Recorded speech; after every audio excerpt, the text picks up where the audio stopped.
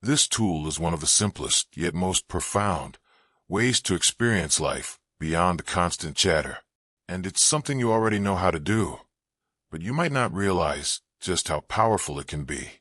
I'm talking about bringing your attention into your body. You see, your thoughts live in the past and the future. They replay what happened yesterday, or they worry about what might happen tomorrow. But your body is always right here, right now. It lives in the present moment. So, when you shift your awareness from your head down into your physical senses, you automatically step out of the noisy stream of thinking and into the calm of the present. Let me give you a simple example. Next time you feel that swirl of anxious thoughts, maybe you're lying in bed at night and your mind starts racing. Instead of trying to argue with the thoughts or figure them out, just shift your attention. Feel the weight of your body on the mattress. Notice the temperature of the sheets against your skin.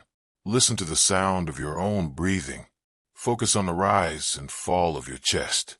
Within seconds, you'll notice the mental noise quiet down. It doesn't vanish completely, but it loses its grip on you. Why? Because you've moved your awareness from the thinking mind to the physical body, and the body knows nothing of worry. It only knows now. You can do this anywhere. When you're having your morning tea, instead of planning your day in your head, pause and truly feel the warmth of the cup in your hands. Notice the aroma, the steam rising. Take a sip and let yourself actually taste it. When you're walking, even if it's just from the living room to the kitchen, feel your feet connecting with the floor. Notice the subtle movements in your legs. These small acts of bringing your attention into your body are like little escapes from the prison of incessant thinking. And the more you practice them, the easier it becomes to access that peaceful space beyond thoughts. And here's the wonderful benefit for someone over 60. This practice directly supports your physical health and your independence. When you're more grounded in your body, your balance improves. Your awareness of your physical state sharpens. You become less likely to have a fall because you're actually present, not lost in thought while you're walking. You also begin to notice what your body truly needs, whether it's rest, movement, or nourishment, rather than running on autopilot.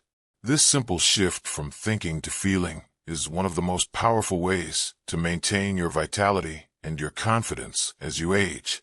Now, there's another layer to this, and it's something that can feel a little uncomfortable at first, but it's incredibly freeing. It's the practice of accepting what is, rather than resisting it. Most of our mental suffering comes from arguing with reality. We think, I shouldn't have this pain in my knee.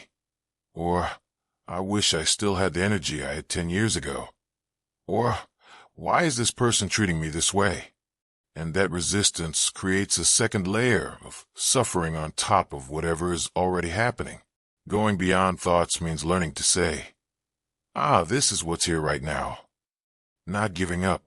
Not resigning yourself to a lesser life, but simply stopping the fight with reality, because you cannot fight reality and win, but you can make peace with it, and from that peaceful place, you can take wise action. If your knee hurts, accepting that it hurts doesn't mean you stop caring for it. It means you stop wasting energy being angry about it, so you have all your energy available to do what's wise. Maybe gentle stretching, maybe a visit to the doctor, maybe simply resting it with a good book. I remember a friend of mine. She was in her late 70s, and she was so frustrated because she couldn't garden the way she used to. She'd spend hours in her head telling herself how unfair it was, how she used to be able to work in the yard all day. She was exhausted just from the frustration. Then one day, she decided to try a different approach. Instead of fighting what her body could no longer do, she accepted it. She said to herself, okay, I can't do what I used to. What can I do? She started with just 10 minutes of light weeding. She sat on a padded stool instead of kneeling. And you know what? She found joy again. She wasn't comparing it to the past anymore. She was just present with what she could do. Her garden flourished, and so did she. That's the power of acceptance. It dissolves the inner conflict. And when the inner conflict dissolves, the mental chatter quietens almost all by itself.